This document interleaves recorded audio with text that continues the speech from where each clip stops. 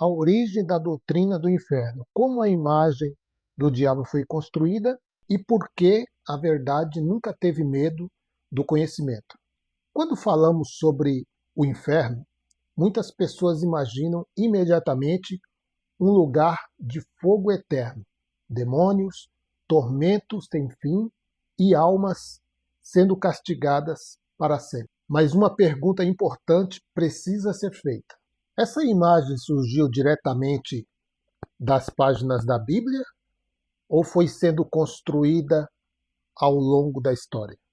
Neste vídeo, não vamos repetir os estudos bíblicos sobre Sheol, Hades, Geena, Tártaro, Lago de Fogo e Vale de Inom, porque esses assuntos já foram tratados em profundidade aqui no canal. Você pode ir lá no canal Removendo o Véu Mosaico, na playlist, onde tem a playlist de Inferno, Diabo, e lá você vai ter estudos mais específicos. Agora, nosso objetivo é mostrar de forma resumida como essa compreensão foi sendo desenvolvida ao longo dos séculos.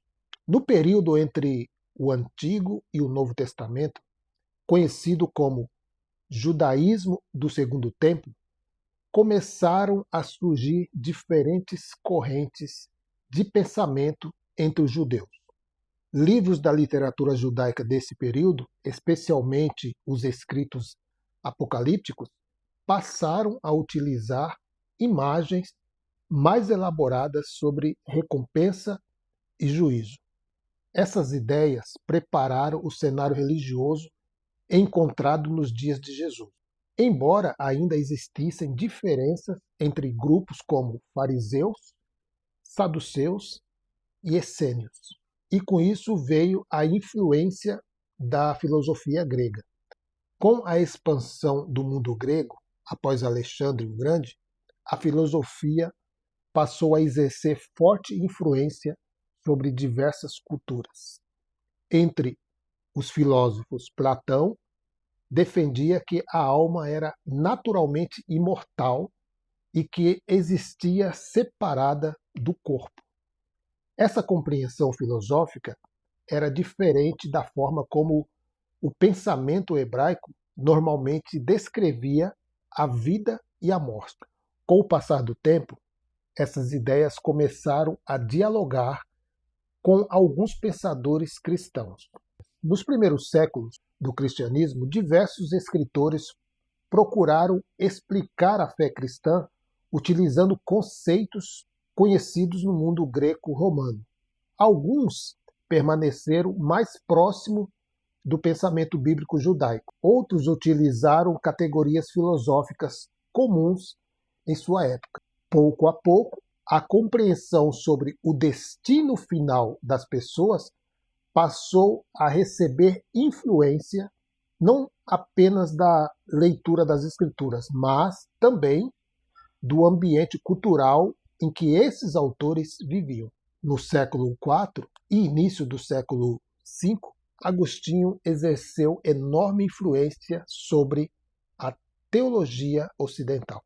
Suas obras ajudaram a consolidar a ideia de um castigo eterno para os ímpios, interpretação que marcaria profundamente a tradição cristã dos séculos seguintes. Durante a Idade Média, a imagem do inferno tornou-se cada vez mais presente na pregação cristã. Sermões, pinturas, esculturas e encenações populares descreviam o sofrimento dos condenados de forma detalhada. Essas representações tinham também uma função pedagógica e disciplinadora, despertando temor e incentivando a obediência religiosa. No século XIV, Dante Alighieri escreveu a Divina Comédia. Embora fosse uma obra literária, sua descrição do inferno em diferentes círculos de punição influenciou profundamente o imaginário do mundo ocidental. Muitas imagens que hoje as pessoas associam ao inferno têm mais relação com a literatura medieval do que com uma descrição direta das escrituras. Na tradição medieval, também se desenvolveu a doutrina do purgatório, entendida como um estado de purificação para alguns fiéis após a morte. Em determinados períodos, essa compreensão esteve ligada à prática das indulgências, que acabaram sendo alvo de fortes críticas e tiveram um papel importante nos acontecimentos que culminaram na Reforma Protestante. Ao longo dos séculos, a compreensão popular sobre o inferno foi sendo formada por uma combinação de interpretações bíblicas, reflexões teológicas, influências filosóficas, produções literárias e contextos históricos. E entender esse processo não significa desprezar a tradição cristã, mas compreender como determinadas interpretações foram sendo desenvolvidas ao longo da história. Depois de entendermos como a doutrina do inferno foi sendo desenvolvida ao longo da história, surge outra pergunta igualmente importante: como nasceu a figura do diabo, que hoje faz parte do imaginário popular? Quando alguém pensa em Satanás, normalmente imagina um ser de pele vermelha, com chifres, asas de morcego, rabo, tridente e governando um reino de fogo. Mas será que essa imagem surgiu diretamente das Escrituras? Agora vamos acompanhar, também de forma resumida, como essa representação foi sendo construída ao longo da história. E aí precisamos voltar ao mundo antigo. Desde as civilizações mais antigas existiam figuras que representavam o mal, o caos ou forças espirituais contrárias ao bem. Egípcios, babilônios, cananeus, gregos e romanos possuíam seus próprios personagens associados ao conflito, à morte ou ao mundo espiritual. Cada cultura desenvolveu suas próprias representações, muito antes do surgimento da arte cristã medieval. E aí entra também a influência persa. Durante o domínio persa, o judaísmo entrou em contato com conceitos religiosos que apresentavam um forte contraste entre o bem e o mal. Embora esse seja um tema debatido entre os estudiosos, muitos reconhecem que esse contato influenciou parte do ambiente religioso vivido pelos judeus durante o período do Segundo Templo.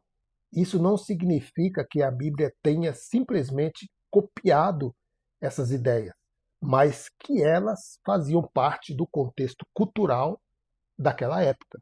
Com a expansão da cultura grega, novas formas de pensar também passaram a influenciar o mundo mediterrâneo.